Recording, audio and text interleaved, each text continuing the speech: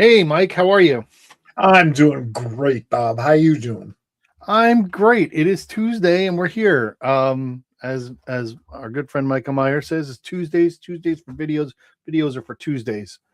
So um it's we're in March. We're heavily into Women's History Month, which we like to continue to talk about. We're gonna talk about a bunch of stuff tonight. Folks out there, my esteemed partner said we need to start off with a positive. So because we can't start off negative. We're going to talk about some things tonight. We're going to talk about some passings. We have some other things we want to talk about, and we have a pair of great guests who have a new comic coming out next month called Penny and the Yeti, and we're talking with Jimmy and Amber about that. But in the meantime, let's start out with something good. So, what's going on in the world of comics right now? What is the big news of the week? I don't think we can get by with saying that without including this. I think this is the big news of the week. Yeah, probably. So, Spider-Man and Superman and Spider-Man back together again after 40, 50 years or something like that. Was They it hardly missed each other. 40 something years? With some fantastic creators on this book. This hits your shelves this week, so it's good. We like it. We like the fact that it's there, and I want to. It's a bunch of different stories in one book, and what's your opinion on this? Have you gotten a chance to see it yet? I don't know if you have. No, I haven't read it. I haven't seen it actually, Okay. other than the ads and stuff. Um, I'm kind of missing the event part of it. Well, it's It just I doesn't think a seem lot like of it's. people getting a chance to tell the story of the two of them together. I think that's fun for creators. I think it's fun for readers. Well, it's fun for readers if it's good. It's Yeah. fun for creators if they get their way, if they get to tell the story that they've always been dying to tell. Superman and Spider-Man don't have that much in common. No. And if they just ignore any sort of continuity conflict, of which there's an immense possibility, they can do a good story. I kind of liked the first one 40 years ago. I was a bit disappointed. When did that one come out? 1975. It was right before So right Jeanette. before you joined. Yes, it was right before Jeanette got the job running as publisher. Right. Okay. All right. So you had nothing to do with it. It's not your fault. No, it's not my fault. I have an I have an alibi. I was in I Evanston, mean, Illinois. I think it's good for comics for there to be stories that are outside of heavily continuity based drama that comes time after time after you have to read this one to read that one. Let's have some Right. things. We're gonna get into something in a minute, but one of the things I want to reiterate, and you've said this many times. You said it last week on our show, which go back and watch that if you want to. Okay, I'll be right back. Okay, but the importance of anthology comics is so really good. Jimmy, our guest, created an anthology comic that he kickstarted with a bunch of different people, which is great. But even in like with established things, for example, they do the black, white, and whatever, or color at Marvel and DC, which are fun.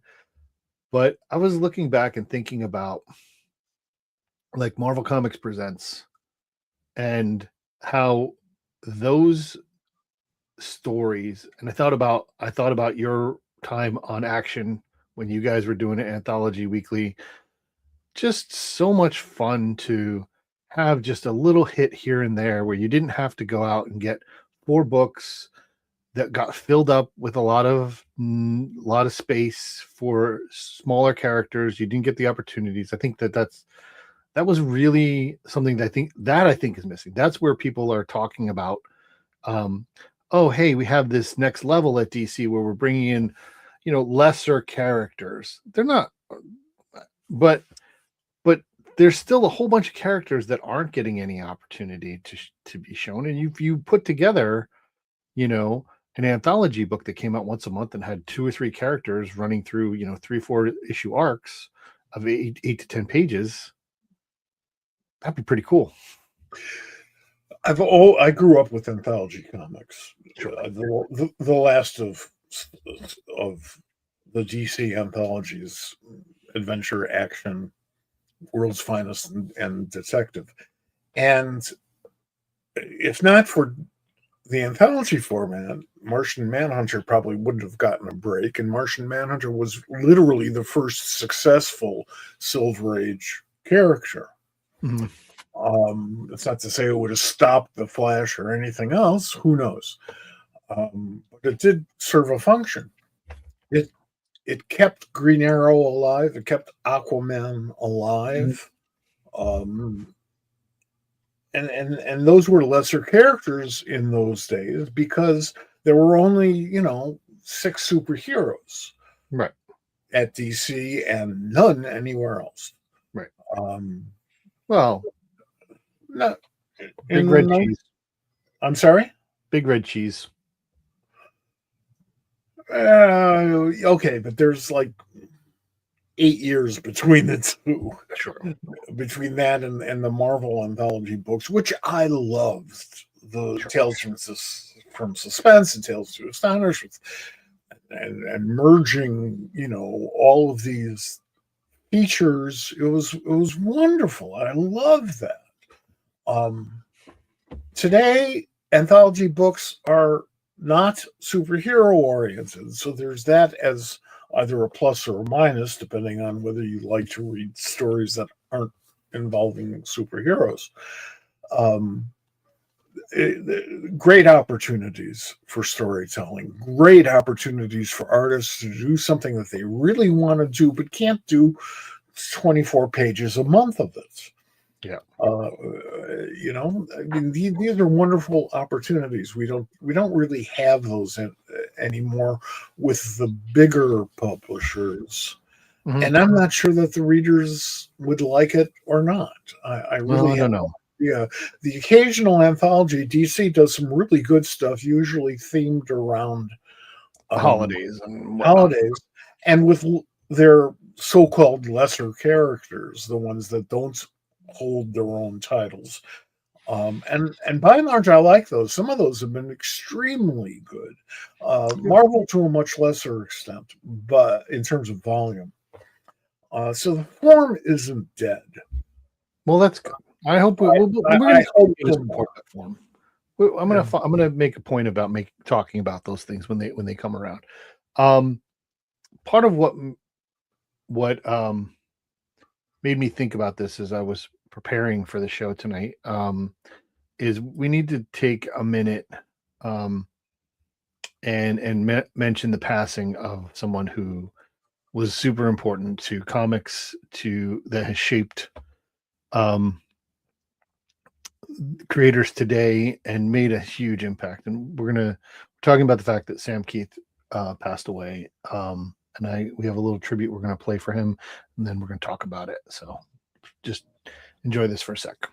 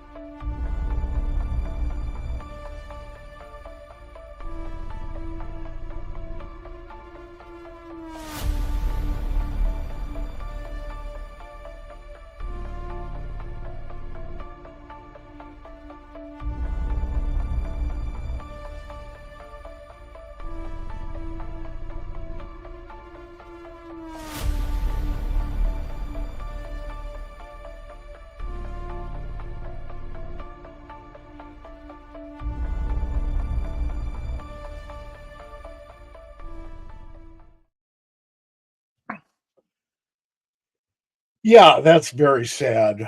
Um, Sam was a great guy. I don't know anybody who didn't like him, and that's true for a number of people.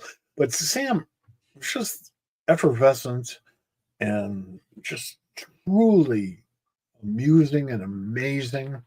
We use the word unique incorrectly, most of us, most of the time. Unique is an absolute. Either you are unique or you are not unique. There's no such thing as a kind of unique. Sam Keith was unique as an individual, and most certainly as a storyteller. Nobody drew like him. You couldn't even figure it out in terms of where his influences came from. Although I did see some Frazetta in those covers that you showed, which I think is It's an interesting amalgam of Frazetta, Wrightson, and something else. yeah. Well, it all became Sam. Sam, and that was unique. Right. Yeah. I was like most of us, I think. Oh, Doug, geez, yeah. So I put together some quotes from that I saw online. Karen Berger said, "Terrible to hear that Sam has passed. Such a talented artist, a very nice guy. He was integral in creating the look of Sandman and establishing the visual tone of the series' early issues. He had a beautiful sense of design and detail. This is one of my favorite pages, something she had posted. My deep condolences to his family, friends, fans. R.I.P. Sam." And I think that's like Sandman is one of the best comics ever made, and it doesn't happen without Sam Keith the way that it does. No, no, it's like thinking of the Fantastic Four without Jack Kirby. Right. There are seminal artists who really create something, and then as other people follow in their wake, they will evolve into their own style if they're on the assignment long enough. But they start off with, in this case, Sam's work. And sure. Honestly, you can't compete with that. Of course you can, and it's not competition, it's evolution, it's continuation. But that's kind of it doesn't happen without a brilliant start. Right. And that's what Chris Anderson said. Clearly, you can see the Sam Keith's influence on me and my art. He was the outlier that showed a generation that you don't have to draw like the rest of the crowd to break in and have a career in comics. It wasn't the norm and still isn't. Thanks for being brave enough to be yourself and carving a weird, wonderful path. I and many others are better and richer for it. You'll be missed, but you're leaving behind a hell of a legacy. So appreciate Chris. I would get these phone calls from Sam when I was at DC. Mm-hmm. And subsequently, hi Mike, it's Sam. Well, at first I had to figure out which Sam, because we weren't working together on anything. We were just talking, and that effervescence. Hi Mike, it's Sam. It was like, okay, I don't know what it was I was supposed to be doing for the next half hour, but I'm going to be doing this. I'm going to be talking with Sam because I'm going to have a good time. And that's all there is. That's all there is to it. Yes, Phil notes the comparison to Jack Kirby's influence. There are major creators who have had massive influence and will continue to have a massive influence. And with all of the reprints and the omnibuses and all that other stuff, their work will be kept alive and vital. And that's certainly true of Sandman, for crying out loud. But Sam was a genius, and I don't think his day has quite yet come. Yeah. I never met him. I never had that opportunity. The story that I have was told to me by someone. So when John Layman and he were working on on Eleanor and the Egret for Aftershock, which I here's two creators that I am a fan of. I want to see what they're going to do together. And it was this weird semi-aristocratic thief with an egret in somewhere in ancient, in at least um, whatever, late late 1800s in England, and it was just this weird thing. And he's like, John had said that Sam just had ideas. Like, he's got ideas. He's gonna do more. So John felt like that. Sam just felt he was his personal writer now, and that Sam would just give him the ideas, and then they would come up with new things, and like, this is what Sam wanted to draw at that time. He wanted to draw Eleanor and the Egret. That was what he was into, and that's what he did. And they made a great comic. I absolutely love that story. Yeah. They made it work in ways that you wouldn't have expected in 2018. The mark of a innovative storyteller is when you first see that person's work and you flip through it, you go, what the hell is this? And then you read it and you realize, I'm not sure what the hell this was, but it worked and it was great. And yeah, everybody should be like that, except that we'd all go nuts because there'd be all this really incredibly weird stuff coming out every second. So the few that really can get away with it, Keith Giffen is another person who comes to mind. Sure. Along those lines. But there are plenty others. And Keith, of course, is no longer with us either.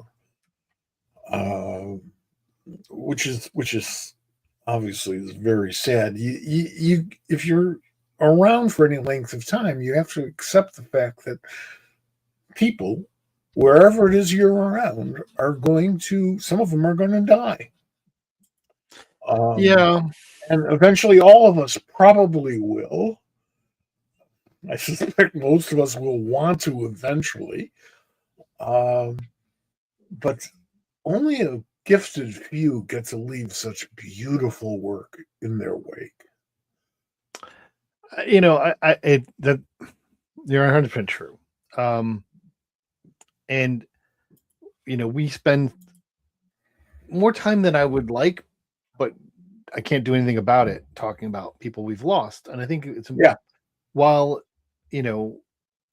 it's not always a fun topic, I think we try to keep it in a way where we're celebrating their achievements and their impact on the rest of us. I will say there was one other passing in the last day that I wanted to mention, and that was Valerie Perrin passed away. Yeah. And did you get to meet her? No, I didn't. So Valerie Perrin, for those who aren't, a shame, because I wanted to talk to her about her work with Bill Bixby. Well, I'm sure she was the original Miss Tessmacher, and as someone said, I think it was Brad Meltzer who said she's the one who saved the world in Superman the movie. Yeah. And that's fair. That's fair, because her mom lived in Hackensack. Thank goodness for Hackensack and Miss Tessmacher's mom. But there's so many people. And it'll happen again tomorrow and the day after. And you get to be by the time you've become a septuagenarian, which is the disease from which I suffer, you've lost a lot of people. But the cool part is there are all these kids coming up. Yeah, I understand. The cycle of creative life is strong. We're gonna keep doing it. It's how we do these things. My question is, besides these passings, besides the good news of new comics coming out, tomorrow is New Comic Day, and it's always bright on New Comic Book Day.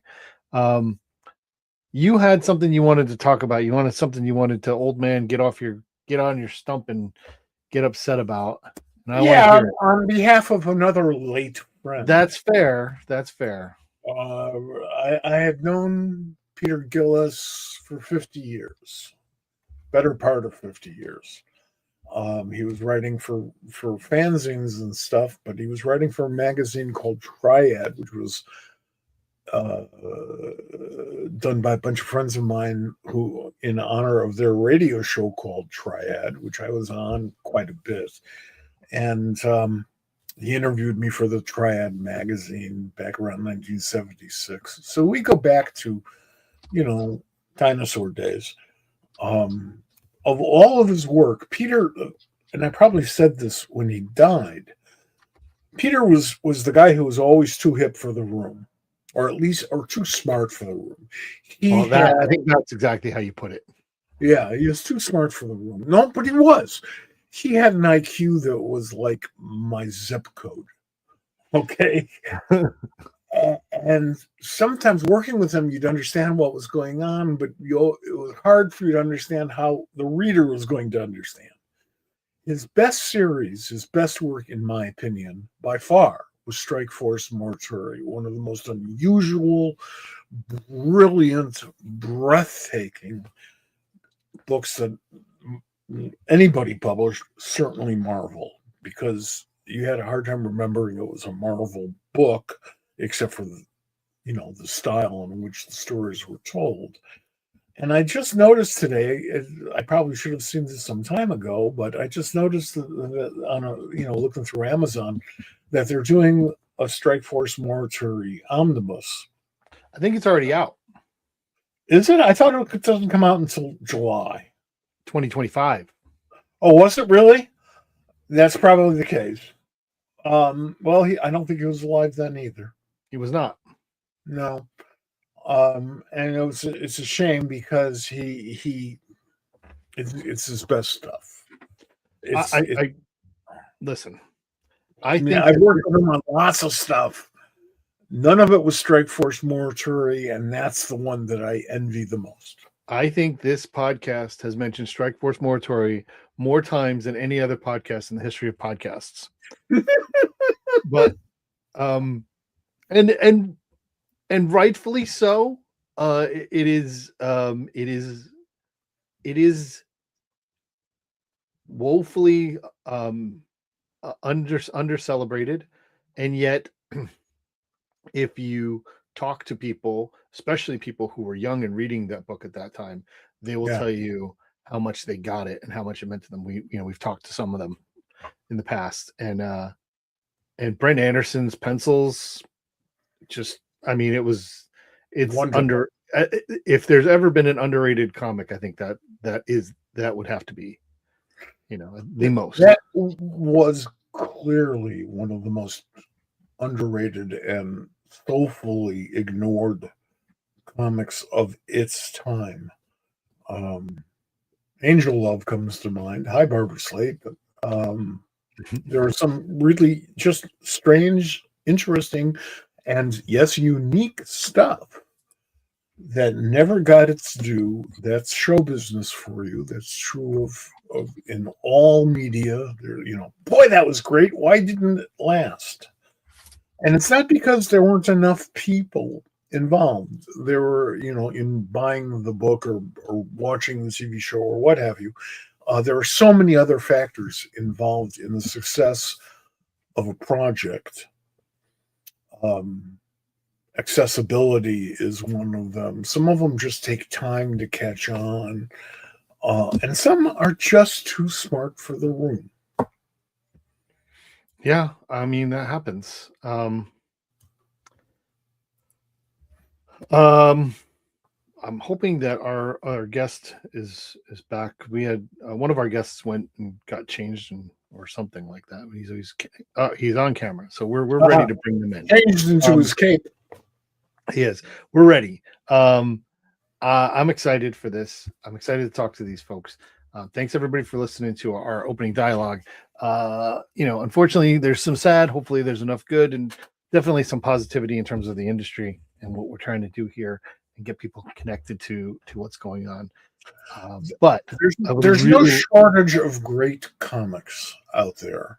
That's fair. It is our job to shed light on some of those that some of you folks out there might have passed by or not seen. As we've been saying, it's been we're in a good time for comics. I think it's been, there's so many good ones. But let's bring in our guests, Jimmy Gaspero and Amber Akin.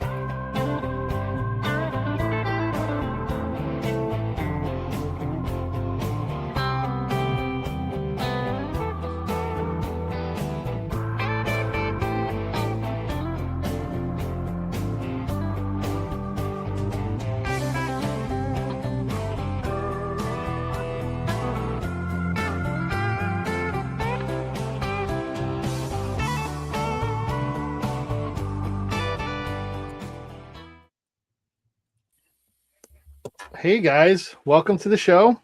Hi folks. Hello.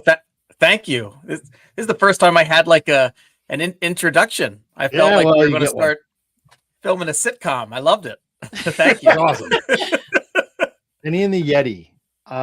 Let's get right into it because it is coming from Papercutz. Comes out April 25th. Am I right? 21st. 21st. Okay. All right. Yeah. I'll tell you why I said that later. But so what is this book about for people who don't know yet, and then where did it come from? Because I got feels. Sure. Penny and the Yeti, what it's about is there's a family, mom and dad and two kids. Fenton and Maxine are the parents. Penny is the youngest daughter, and then the oldest daughter is Perry. And mom and dad argue a lot. And Penny, the youngest kid, she's about 7, really doesn't like how much her parents argue. Perry's the older sister is like 13, kind of checked out to it. She's kind of used to it. There's just a constant tension and stress in the house. Like mom and dad are usually arguing about not major issues like you stole a bunch of money or, things like that. It's just those everyday frustrations that adults get. And so one day when their arguing is getting really bad and Perry, the older sister, isn't home, a drawing of a Yeti that she gave her sister comes to life. And the Yeti walks right off the page into Penny's room. Penny thinks Yeti is there to help her to get her parents to stop fighting. As adults, we know that that's not really how it works. That's kind of something that Penny and Yeti have to find out along the way. But in doing so, hopefully, Penny and Perry both find their voice to talk about what it's like with the stress and tension in the house. And then Penny and Yeti also have like a really good time. They go to the library. They both have big hearts, big imaginations, and they, I think, have a really cute, fun friendship kind of based off of kindness and empathy and and a lot of fun. And Amber drew and colored the heck out of it. So absolutely. I think it's wonderfully drawn. I think it's perfectly drawn. I think that this book, as someone who has gone through divorce with young children, I don't know who you wrote this for, but it's kids. But if your parents read it, they're gonna have some feels. There's all kinds of emotions everywhere. Like you did such a great job of focusing, the big ideas that you're trying to get through to a younger reader to make them feel comfortable if they're encountering these things in such a positive and supportive way. But at the same time, if someone's older reading it, it just feels like you're really hitting some tough emotions there. It's fantastic delivery. And Amber, your style couldn't have been a better choice. Absolutely, just you so well done. How did you approach the idea of what Penny and the Yeti would look like? So Penny's inspiration comes straight from the real Penny. That one's pretty 1-to-1. The Yeti, on the other hand, went through a lot of iterations. I wanted something that was like very recognizable as Yeti, didn't read as Bigfoot, didn't read as big white bear, but also was unique and like recognizable. I tried to make him as round and friend-shaped as possible, and he ended up even being a little cat-like in the end, which I think is just my own like cat person bias. That's funny because my older cat is named Penny. Aw. It's short for penguin because she's a tuxedo cat, but it's a coincidence. What you're doing is important because lots of kids grow up in those types of circumstances. And the younger you are, the more likely you tend to feel that it's your fault. And then if you get past the it's your fault thing, you're still left with what the hell is going to happen to me next. And it's so important to show kids that these are survivable experiences. It's crucial. I mean, they're kids. I mean, absolutely. That is one of the things about it that just struck me as a fun story. Like, this is a book that you can give a kid, and it's about life, and it's about having great adventures with a friend who it just shows up, and you get to imagine a snowstorm, and let's do this thing or that thing, and it's all kind of very at you take it at face value, and it's all that stuff. But there's so many messages that are sometimes explicit and sometimes implicit in terms of what children or people, younger readers, can be feeling, and how to deal with those feelings. And it's just so beautifully, sensitively written. I really, really, really appreciate you doing it. Well, also, thank you. Your color palette is amazing. I really like the color work. I was hoping it would be, rainbow and appealing and pastel and calming when it needed to be, since the story can be like a little tough at times. Yeah, that's the purpose of it. That's the purpose of the coloring. That's wonderful. It could also be called entrapment, but yeah,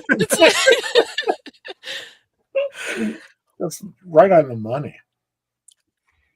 Well, I mean, when we talked about it, and with the editors at Papercutz, we had 2 different editors on it. They were both wonderful. Everyone at Papercutz has been amazing to work with, but Stephanie Brooks and then Teddy Leo. And one of the things we talked about was, we had certain things we went into telling the story we wanted to try and do. We didn't ever want kids reading it to feel like they were in some way responsible for their parents arguing or responsible to fix it. We didn't want kids who, because it's left, we don't know exactly what's going to happen with Fenton and Maxine in the story, but we didn't want kids who had gone through. I love that. Yeah. Thank you. We didn't want kids whose parents had gone through a divorce to feel like, that wasn't the right answer. Like, we weren't trying to posit it's right for these people to break up. We were just, the focus, our focus was really on Penny and Perry living through that situation. And I mean, Amber did such a great job. This is both of our first graphic novel.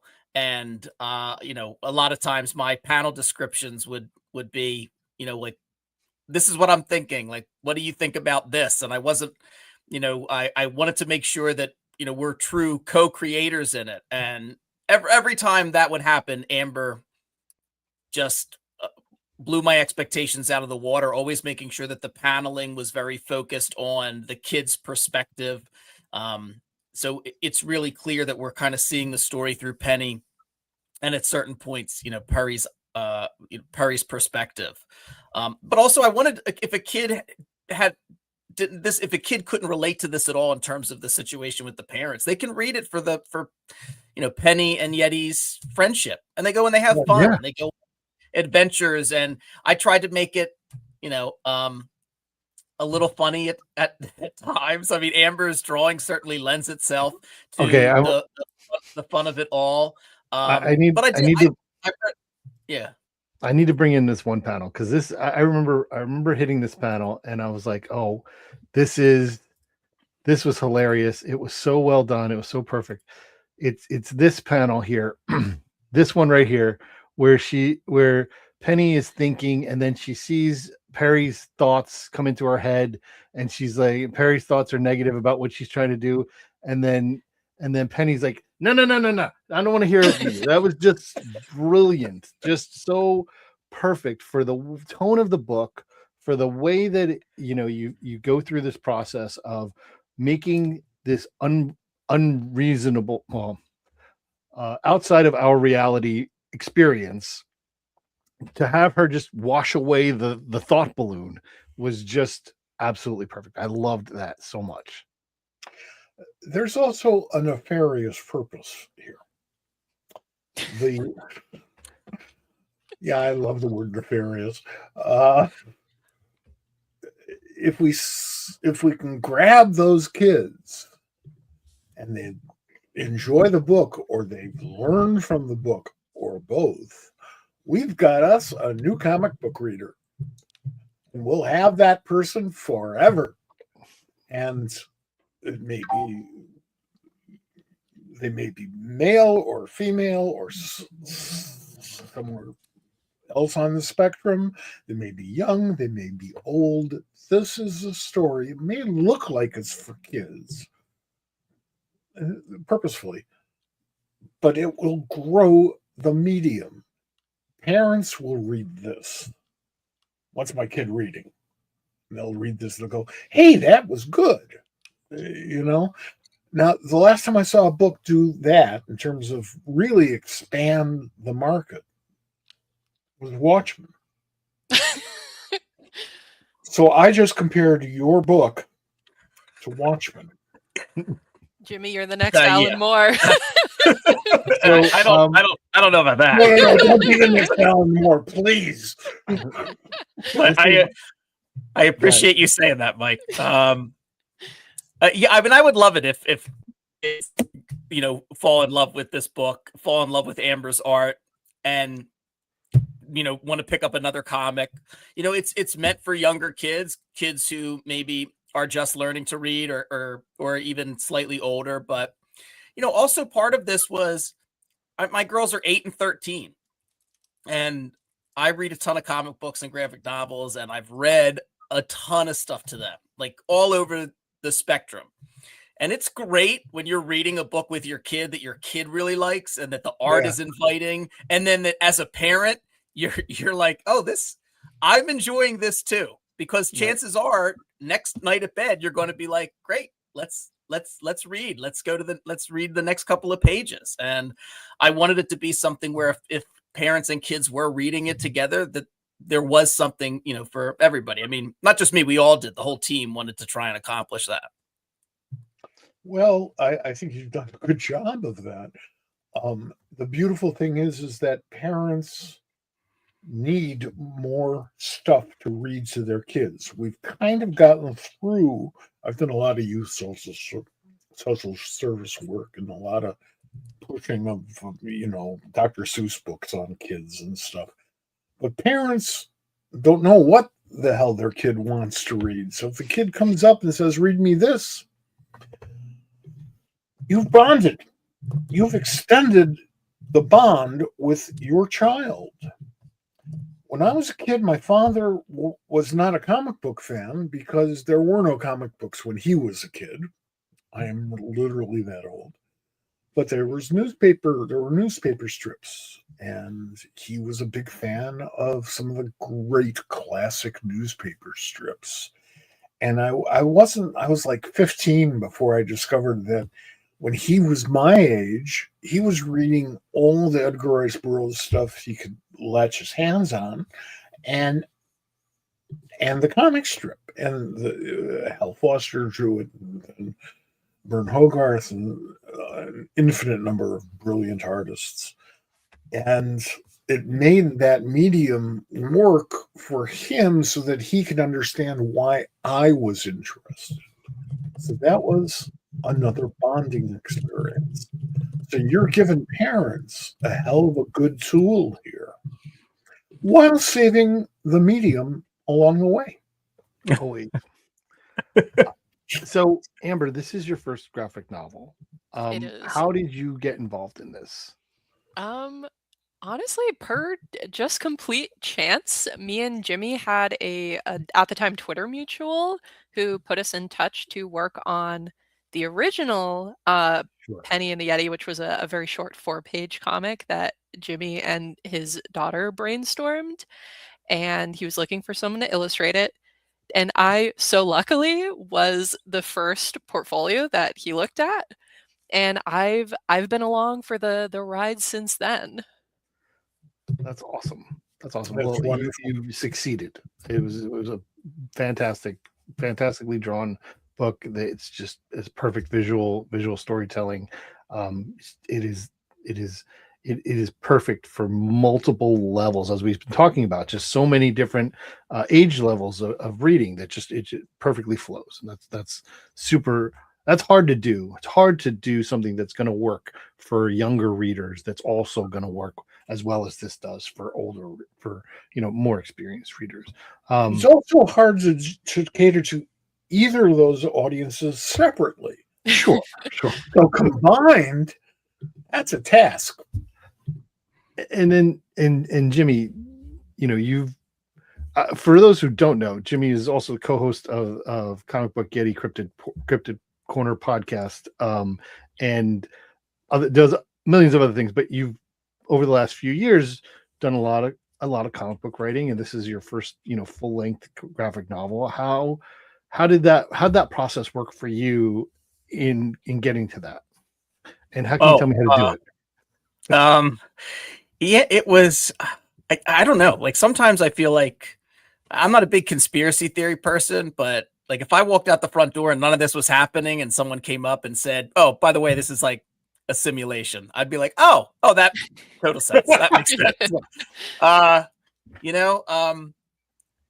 It was right before I started with Comic Book Yeti. I had been reading a lot. I got back into reading comics because we have a great local comic book shop right down the street from me, and would take my kids there as something to do. And I got back into reading comics probably as old as Charlotte is now. So probably 13 years ago. I hadn't read maybe read some digitally, but hadn't never had a pull list at a place or anything along those lines. And I had been reading comics for a number of years and catching up on a ton of DC stuff because I liked DC as a kid, but then was away from it for so long.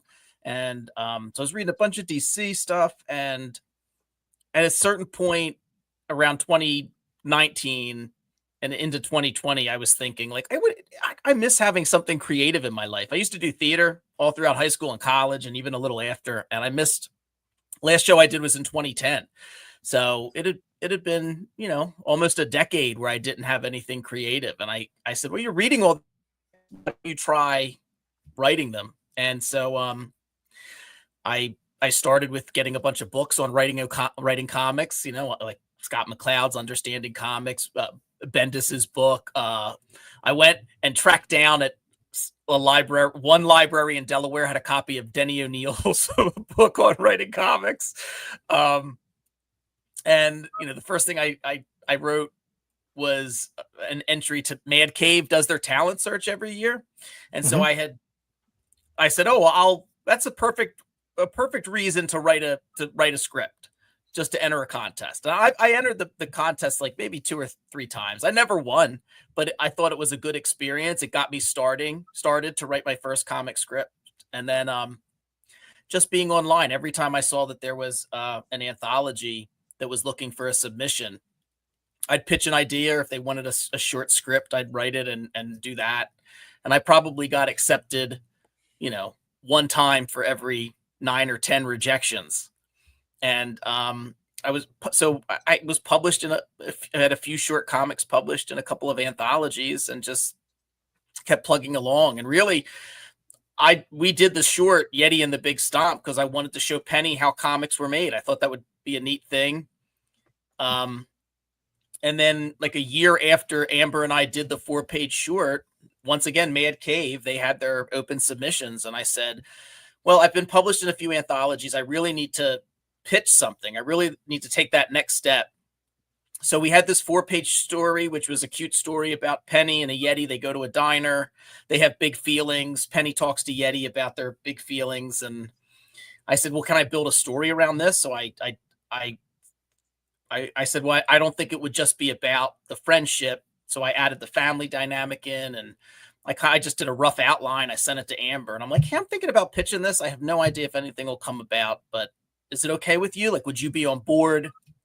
And man, thankfully Amber said yes, because I could not imagine this being done with anybody else. So we pitched it. Papercutz liked it. And yeah, I mean, I've told the story before, but after we signed like the contract with Papercutz, I walked down the stairs and my wife, Sarah, looked at me and she's like, what's wrong? And I'm like, we just signed the contract. I'm going to write my first like graphic novel. And she's like, congrats. Why does your face look like that? And I'm like, we just signed the contract and I'm going to write a full-length graphic novel. And I was like a little terrified, but I mean, we had great editors and Amber was fantastic. And we just did it all in a shared Google Doc. I wrote the first full draft in 3 months. And, then Amber would just comment on it, leave comments, and we got it edited. And yeah, it's wild to me to think that we're now here less than a month and that book's going to be out and in people's hands. I can't wait. I'm so excited for you guys. It's supposed to be scary. I'm serious. That's a good feeling because it means you're going out there and stretching some muscles, and you're going to be creative, and you've just been given permission to be creative. So now you've got to deliver. That part is scary. Yeah. But the most important virtue a newcomer could have in comics or in any creative media is perseverance. It's all show business. For every brilliant writer and every brilliant artist out there, there's 20 more who never get out of their bedrooms to actually do it. You have to persevere. You have to constantly hit people with your stuff, show up at conventions or what have you. If your rejection rate was 9 out of 10, you did great. You did great. It doesn't feel like that at the time. Can I also say at the convention and realize every other person in that room who's getting a paycheck went through the same thing. Yeah. Go ahead. I'm sorry, I didn't mean to interrupt. I was just going to say that it's also kind of so strange after doing the podcast and talking to people, but now to be like, on the other end of it. Yeah. And especially with you, Bob, and Mike, who I'm familiar with so much of your editing work and the work you did at DC, and it's just wild to now be on a podcast. How do you think I feel? Graphic novel. Well, I think. Look, not to Mike, you already. I don't want to say anything about your age, but I think one of the first comics I ever bought with my own money was Action Comics Weekly number 634, which I think was the last issue. I really liked Green Lantern on the cover, and I think Mike edited one of the stories in it. Yeah. Well, I'll tell you something. You actually are the visualization of a philosophy of mine that I had when we were at First Comics, and I brought that to DC. I worked with a lot of or a number of actors who could write, they thought, and most of them could. And the reason why I went for stage actors was because in order to write, you have to know how to block. You have to know where to put people, how to move people around through a scene. And I thought that would inure to the benefit of comic books, of our storytelling medium. So guys like John Ostrander, playwright, Del Close, a more of a legend than just a playwright, but okay. They knew how to write visually, even though they didn't know they knew how to write visually. And that's the trick. So I'm glad to hear that you use some of that, stage experience, some of that theater experience in your work. For me, that's natural. That's a good way to do it. So, I want to turn a little bit. You did these comics and anthologies, and you did your own anthology, which I have here. It's right over there. So Made in Delco was a Kickstarter that you put together, a bunch of people to get to do that. What was that like? And was that something that, going through that process, did it make you feel a little bit more ready for where you are right now? Was it, how was that? Would you do it again? Yeah, no, I definitely would do it again. I mean, it was a lot of work, but it's a lot of work. Yeah, it's a lot of fun. And you don't know if there's going to be an audience there on Kickstarter. I mean, I think that I built up some goodwill in the indie comics community by having, talking to indie creators on the podcast. But yeah, I would definitely do it again. I really liked the crowdfunding. I liked kind of controlling the process. And I thought it would, it wasn't huge. I think I had to send out 100 of them, but I really enjoyed it. And it was basically like I had a few stories that had been published in anthologies, like 3 or 4 of them, but I had a couple others that either the anthology fell through or I had made the comic and then it didn't get picked and I just kind of liked the story. Or like I had pitched an idea and it didn't get picked, but I liked the idea. So I just, paid the artist and colorist and letter or whatever it might be. And I thought, well, it'd be nice rather than just have them on social media to have like my own book of stuff. So I put them all together and they're all like the genres are all over the place. I just thought Made in Delco sounded nice and I was made in Delco. So exactly. I had Heather Vaughn, who's in Philly, do the cover and she just did this. She called it as like an homage to David Lynch and Wawa, which I was like, yeah, okay, I like both of those things. And yeah, I really enjoyed it, and it is a learning experience about the whole process, about the economics of it, and doing all the stuff yourself, getting the Gemini mailers and packaging everything and sending it out, and then also we did have a little bit of fun. We had Penny and the Yeti bookmarks made up. So I think I put Penny and the Yeti bookmarks. And then I, just for a giggle, I came across my old 1980s and 90s trading card. So everyone got a carefully selected trading card. I can't remember what I put in Pops. I think it was good. I remember, I think it was, I might have it somewhere. I think it was good. I don't remember what it was, but it was good.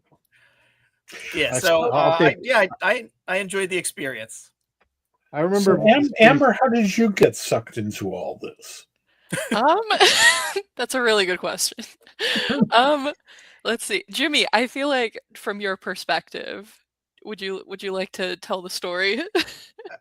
Yeah, I mean, Amber was sent.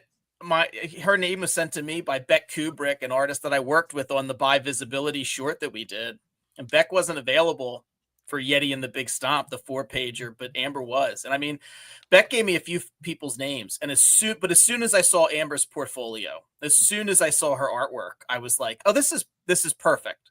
This is just what I'm looking to do. I want a story that looks fun, that looks cute. I want something that looks colorful.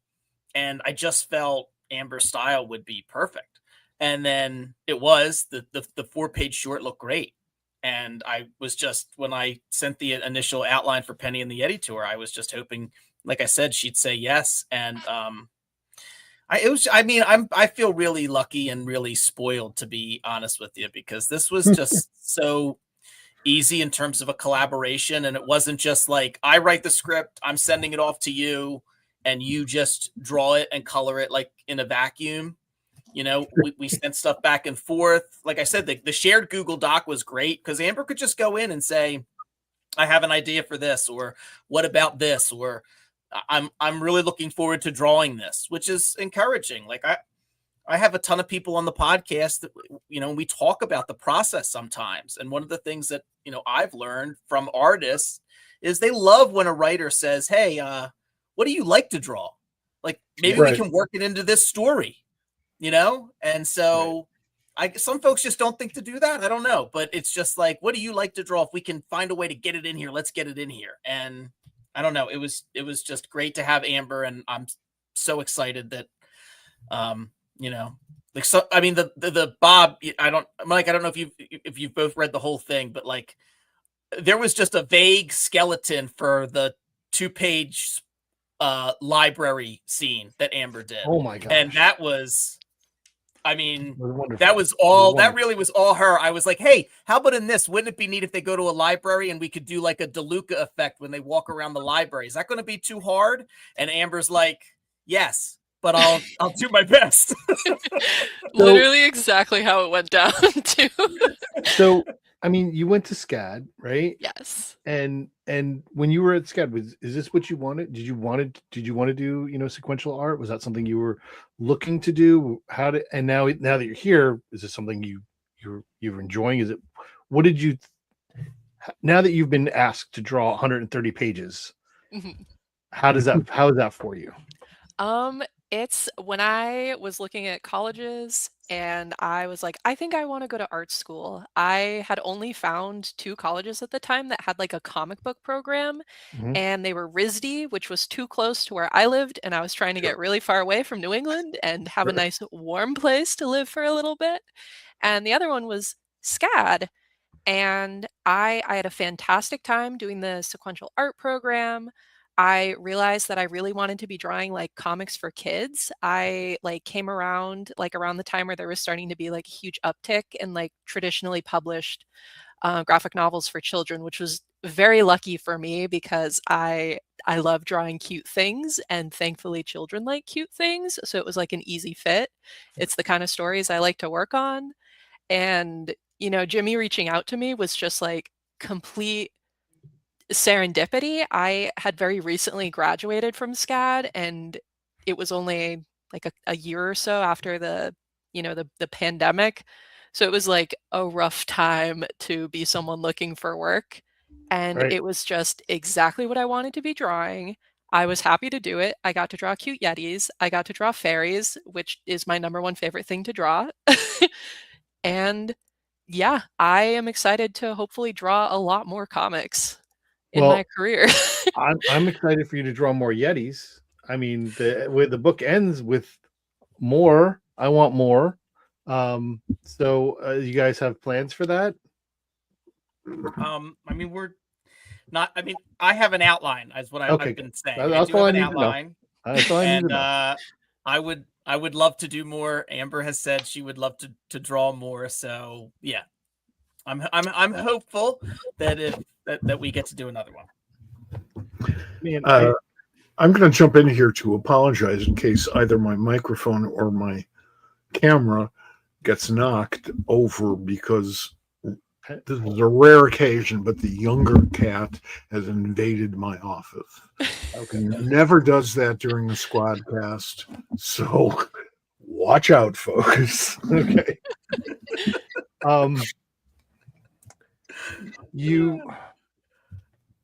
The thing about this book that I want to come back to, and if people coming in late are hearing it now,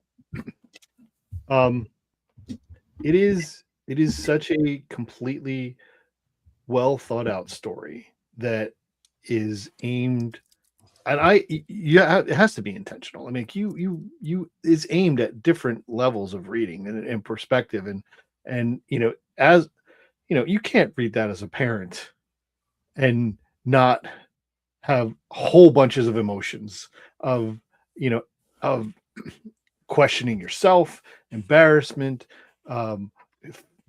empathy for these children. You just want to give them, you just want to like say, hey, it's okay, and these things happen, and all of that comes, you get to it. But then also, it is for kids warm and supportive, and hey, it's not always fun, but it's not because of you. And the relationship between Penny and and her sister is just very, very important, I think, to the story as well, because Penny has here's what I'm trying to say, that there is this concept where you have a young child who has this fantasy of what they want reality to be, and they just kind of go through it.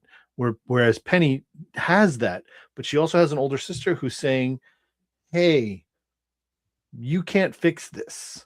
It's not your job to fix it, and it's going to be okay, but don't you're gonna we need to accept some of it.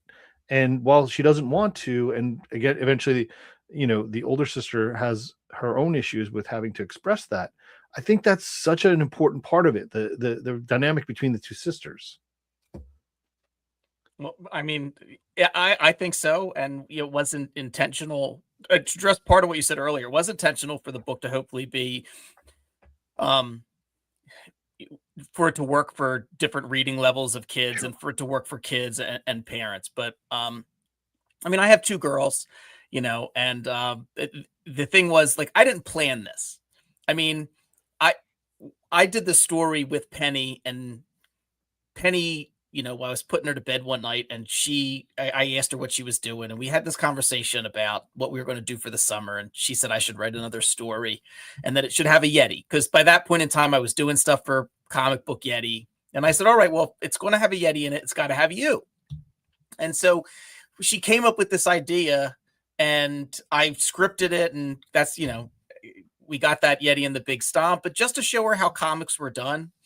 And when we pitched it, that's what we had, those 4 pages. That was the art I submitted, and they loved the art, and they loved Penny and Yeti. And I never intended to set out to, like, write a story and with a character named Penny and all, I didn't set out to do that initially by that 4-page short, is what I'm trying to say. But then once I built the story out and realized, like, what it could be, and I had the 2 sisters in it.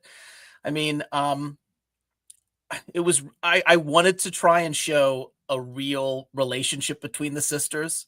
They're not too close, but they're not too far apart. They're about, about 5 years apart or so in the story.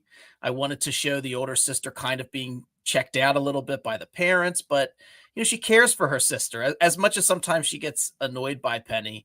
Like, it was very important that Perry draws the Yeti first. Perry gives her the drawing of the Yeti on it. Because I always thought of it as Yeti comes in as, like, the sibling that Penny wants. Like, Penny thinks she wants somebody who's going to come in and help her fix it. Because Perry is way too much of a realist, I guess, or about the situation with the parents. And so it was really important to kind of to have Perry be a little bit of a foil. And I hope that kids reading it, or even adults reading it, feel that, Yeti was fun, but wasn't quite what Penny needed. That in the end, like, Penny and Perry were, they just needed heroes. Each other. Yeah. So basically, but I tried to keep the relationship between them realistic, and I based it a little bit on my own kids and some of the things that they've gotten, some of the arguments, like, they've had, not or at least the feeling of it. And again, Amber just did a great job. There's a couple panels specifically that she does this really great thing with Perry, as, like, Perry makes what I'll call perfect. And this is what I said when I first saw the pages come in. Like, I would describe it as, like, Perry rolls her eyes at her sister, or Perry is exasperated, or Perry is this, and which probably are descriptive words that aren't very helpful to an artist. But Amber does this great thing where she draws the perfect, like, big sister face, Like there's a couple of times where it is the perfect expression. So I don't know if I answered what your question, Bob. I It's think I'm just okay. going on Listen, about the book at this point. It's fair. I agree with you that Amber does that. I have a question, and this is just kind of how it works. Like I'm curious. First of all, it took me. I probably was about 20 pages in when the Yeti thing hit me. I'm like, oh, Yeti, comic book Yeti. It took me a while for that to come through, but also, because you had told me the name of the book and I've seen it and we talked about it, and it never hit me until I'm like, oh, it's cute, Penny and the Yeti. But then I'm like, oh, okay, now I got it.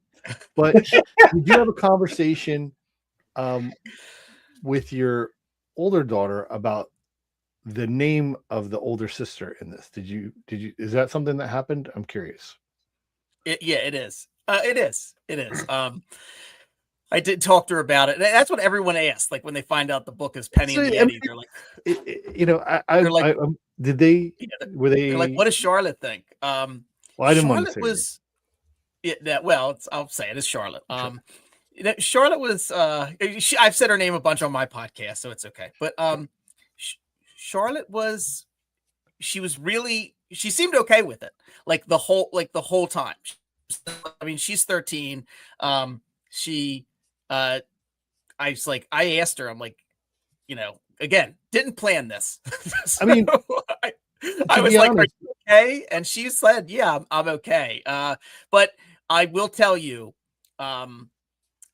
she, a couple of times she has said things where I think she has definite thoughts as to what she wants to happen with Perry in volume 2. So, I mean, from what I know of your daughter, she's Perry. I mean, like she is in every, see, that is the one, that her personality has been transferred to Perry, whether her name is Perry or Charlotte. And I hope she appreciates that. I think she does. Like, it's that age. Kids, I feel like, a lot of my friends say this. Our kids are not impressed by anything that we do, but just wait a year. Yeah, but I did. No way she'll be impressed. Yeah, no way. I did. She asked me. She saw. I was showing somebody a photo of the very first character designs that Amber did. And Amber sent me a screenshot of Fenton, Maxine, Penny, Perry, and Yeti, like all 5 of them lined up. And Charlotte saw it. And she was like, oh, could you send me that? And I was like, yeah, I can. And I said, sure, I'll send it to her. And then I was walking past her on the couch and I did see her out of the corner of her eye. Like I could see she was like texting it to her friends. So I was like, oh, okay. So she does like this. She is a little like, hey, look, these are the characters. So nice. I felt good about that. If I had worked my daughter into a story, she'd kill me.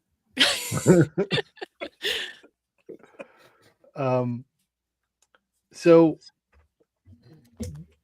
I know you talked about the color scheme and the ideas of this and drawing things that are cute, but how much time did it take for you, Amber, to kind of come up with this, aesthetic? Because it is a completely cohesive art delivery. It's all the colors work perfectly. The colors work perfectly with the line art. The line art is smart and intuitive. How as you were developing the style for this, because it is a unique style. How long did that take you? Or what was that process like for you, at least? I think I worked out a lot of the kinks in my art style in art school. I had some really wonderful professors who helped me sort of like lean into the things I was good at. And yeah, when I started drawing Penny and the Yeti, it's by far like the longest comic I've ever drawn. I think before that, I had only done like 15 pages for a previous pitch. And I figured the best way for me to make like the style of the book consistent was to just draw things the way I intuitively wanted to draw them. And I wasn't thinking too much about the style when I was drawing it. It's just sort of the way that my brain automatically chooses to draw things, which took away a lot of the friction that I was worried about for drawing a book that was so long. Like, oh, what does a bookcase look like in this style? It was more like, how would I draw a bookcase if someone gave me 10 minutes to figure it out? And it worked out pretty well. That's fantastic. The little tricks that you learn to spur yourself on, and this is true in any job you might have. Those little tricks are yours. You know, you invented them to get you through a problem, and now all of a sudden you've got a thing. Yes. It's wonderful experience, and I'm always thrilled to see new people come into the field, because that's how we live and that's how we grow. Luckily, we now have a publishing environment that allows for books like this, which is such a beautiful thing, because other countries have had that forever. And we are only now discovering that you have to do superheroes or horror in the same exact style as it's always been done in order to entertain the masses. In point of fact, it's easier to entertain bigger masses if you open yourself up a little bit. And I think that's fair. There's certain things like Mad Cave acquiring Papercutz, I think has proven to be a good decision. I think that they are continuing. Mad Cave is one of the companies we talk about a lot here. I mean, I'm sure you do too, Jimmy. Just they are constantly, finding ways to expand readership, and I think that's important. Whether it's Papercutz, whether it's Maverick, whether it's the regular lines, and the concept of different genres is important too. Like the way that companies like Mad Cave are open to that and modifying. You mentioned something about horror, like while Ignition is theoretically horror, like they are just pushing all the boundaries in terms of where that genre goes. I need to change the subject here for a little bit, because I have Jimmy on and I promised myself that we would talk about this. So I need to know about your trip to Manhattan 30 years ago to see Rent. To what? What did you say? To see Rent?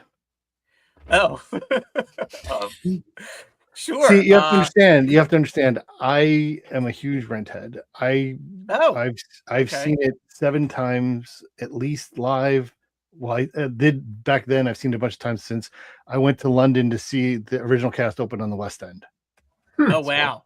That's I'm awesome. Huge redhead. Yeah. So I love Rent. I musical theater kid. I did musical theater and theater in high school and college, and my wife Sarah is a big Rent head as well. She has seen it more times than me, more times than you, Bob. She's seen it. She saw it a lot, but no. So I at the time. I did not know a lot about Rent. I was in high school when it came out, and I had a girlfriend in high school. Oddly enough, her name was also Sarah. Different Sarahs. And she had heard about Rent. She knew all about it. I really was just getting into musical theater in high school. I didn't know too much about it, but I knew that she had liked it. And yeah, I was asking my mom about this, because it was 1990, I guess the fall of 96, because it was still the original cast. Sure. And yeah, I don't think I maybe was in New York once before, and I bought tickets to Rent because my girlfriend wanted to see it, and I I think my mom or someone dropped us off at 30th Street Station in Philly. We took the train up to New York. Like, I don't know how we got around. I think we went to like Carmine's for dinner, maybe. I'm sure Carmine's was there in the 90s. It's been there for a long time. Yeah, and I really didn't know too much about nowhere the show. near the Nederlander Theater. Yeah, it isn't, but I know that we walked around New York, and I just remember from the show, her, I think she was worried how I would react to like some of the themes of Rent. I mean, I'm from Delaware County. It's a fairly like blue collar area, and Rent is, I had never seen really at that time in high school. I don't think I'd ever seen anything like Rent before in terms of like, a musical. And we were in I think we were up in the balcony. I'm sure that's all I could afford for the tickets. And I just remember her preparing me like, well, look, there's characters that are gay in it, and one is transgender, and they sing about this, and some of them have AIDS. And I was like, okay, look, it's fine. Let's just see the musical. Like, we're in New York, it's all right. And yeah, by the time the reprise of "I'll Cover You" hit, I was sobbing, and I felt like. Yeah. I felt like I was gonna like walk out of the theater with like rainbow pride flags, and I was like, I'm forever an ally. Honestly, I know there's some friends of mine who criticize like Rent, as if I've heard some criticisms directed at it, like Rent was basically trying to make queer culture or gay culture like safe for the normies, like almost like it was like whitewashing but for the gay community. But I felt like it was like transformative. I had never seen something like that on stage and felt such empathy and love for those characters. Yeah, in that sense, Rent has become a real moving force in our culture, because it did make gay culture and queer culture in the broadest sense more accessible to a certain group of people who were not in that loop. And it was amazing how dramatic that impact has been, even on theater. And if you think about it, you'd think that theater wouldn't be benefiting from that. It's already there. No, absolutely not. Some of my oldest friends and collaborators, in this case, Howard Chaykin and Mike Grell, huge musical fans. And every year, still, Howard comes out to New York with probably about $5,000 in his hand and sees everything. Yes. Howard, yeah. If you want to talk about music, somebody told me that recently about Howard, and I was just like, I had no idea. I've never talked to him about Rent, though. I've met Howard only once or twice at Baltimore. That just to get something signed. I don't know Howard, but but maybe next time I'm at Baltimore and he's there, I'll go up and talk to him. I'll be happy to introduce you two. Thank you. I mean, it was, and then to realize, when years later, when people mention Rent, and I'm like, yeah, I saw the original cast. Like I didn't know that it was going to be such a big deal. But it was, I just thought it was a tremendous, experience. And yeah, I just instantly fell in love with the show and those characters. And, yeah, it was awesome. It was, because I think the show opened in like, I want to say it was like April of 96, maybe. So I think I saw it November of 90s. Yeah, I saw it November of 96. So by the time I saw it first, Adina had left. So, but Adam and Anthony were still there. I think Jesse was still there, and I think Daphne had left as well. So, but I met Daphne. at GalaxyCon in Columbus because she's in Has Been Hotel. And I went up to her and I told her, how much I, really loved the musical and how much it meant to me and all this stuff. And she held my hand and she said, "Oh, thank you very much." And it was just, you have this. Yeah. Yeah. So that's why Anthony Rapp and Adam Pascal were just recently in Wilmington. They do a 2-man show, and they have a great band. And my wife saw it and she's like, "Should we go to this?" And I'm like, "Yeah, we should. Yeah, we should definitely go to this." And it was great. They did some Rent songs. They did a bunch of other covers. It was like it was a really fun night. And I was like, yeah, it's been almost 30. I can't believe it was 30 years that I saw that show. I used to go see Adam's band in the Wetlands when he was still doing the show. He had like a solo band that he would show up at the Wetlands and do stuff. It was fantastic. I got a 3-song CD from it that has gone to the wind. You cannot find those songs anywhere. I know them all by heart, but like it's all gone. Okay, so we know the impact that theater and musical theater in particular has had on Jimmy's work. Amber, what went into your mix? So I don't know anything about musical theater, so I wish I could tie it back to that, but unfortunately, the merits. I know. I've seen Wicked. Fair. So there's something. I'm like very heavily influenced by the stuff that I liked when I was a kid. So like the cartoons that I watched. Which were like what? Adventure Time was like huge for me. I remember sitting down and watching the premiere at my best friend's house, and then Adventure Time is like still ongoing. So it's like one of those things that has followed me since I was in like the 6th grade all the way up until now, which is really cool. I loved all kinds of magical stories. I was really into this like chapter book series about fairies called Rainbow Magic that I think is also ongoing. It just has like hundreds of books attached to it. Some children's book illustrators I love. Dick Bruna's Miffy, Tove Jansson's Moomins are a huge influence for me. I guess all the like classic picture books. Maurice Sendak, even though my stuff doesn't look anything like his, I still love him and his work, and they influence me. And all of these things make all the sense in the world.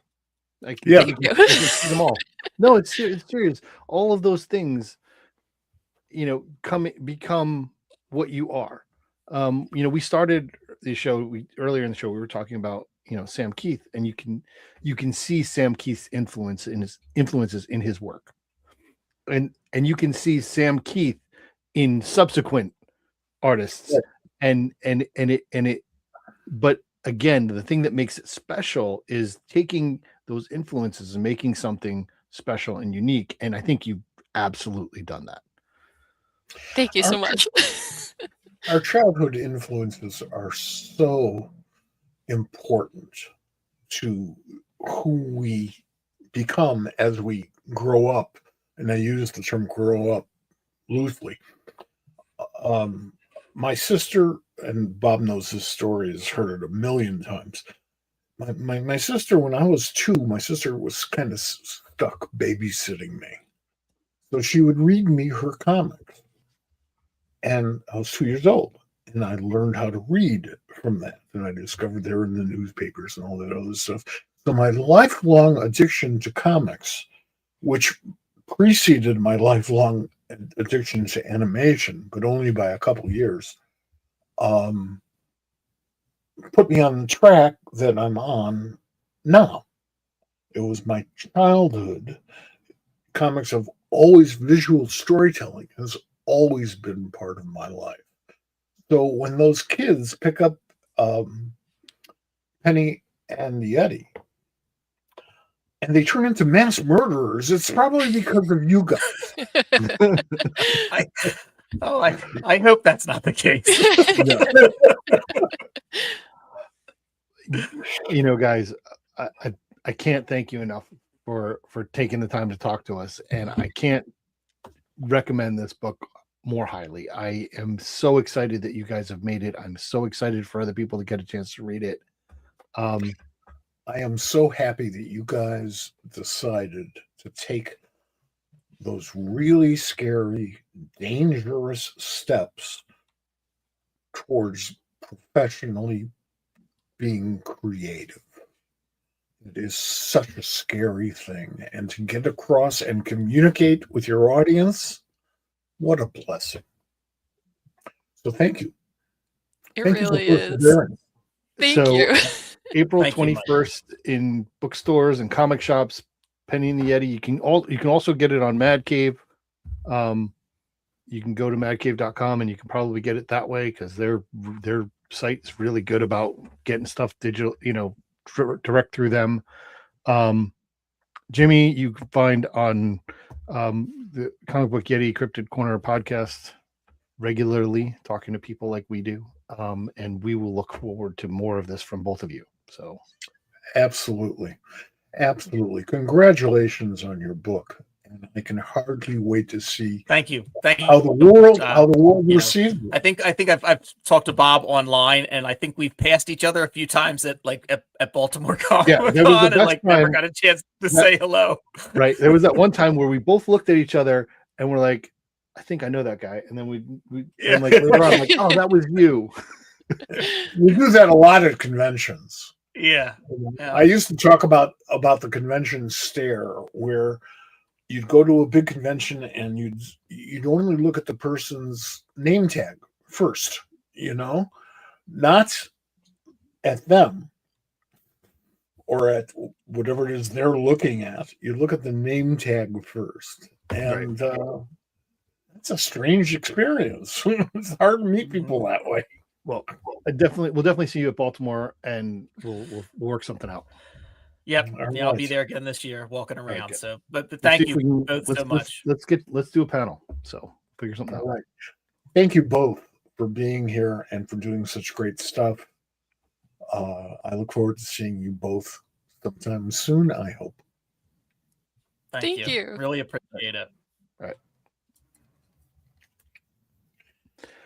Well, and that's why I'm in this business. Yes. At this point in time, it is so exciting to meet folks like that. Yeah. I mean, that was I really enjoyed that book. I'm so happy they did it.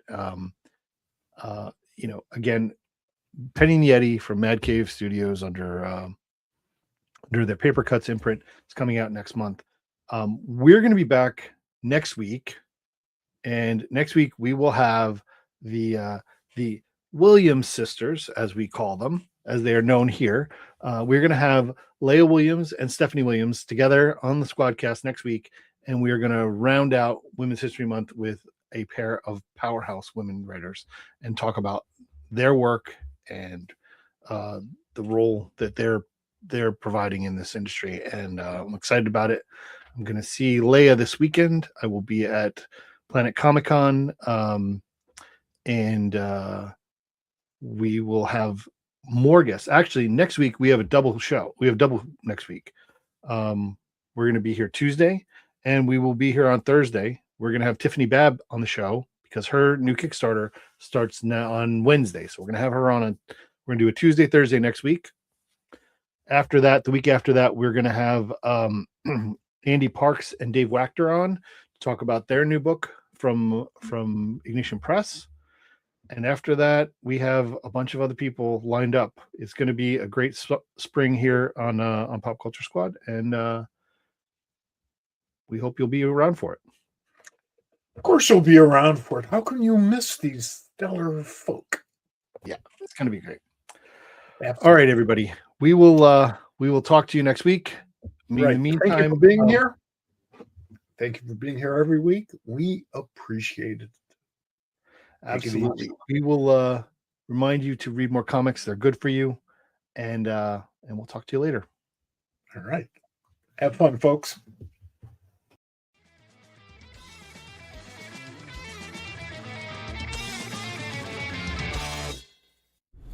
This has been a production of the Pop Culture Squad Network. PopCultureSquad.com. How do you nerd?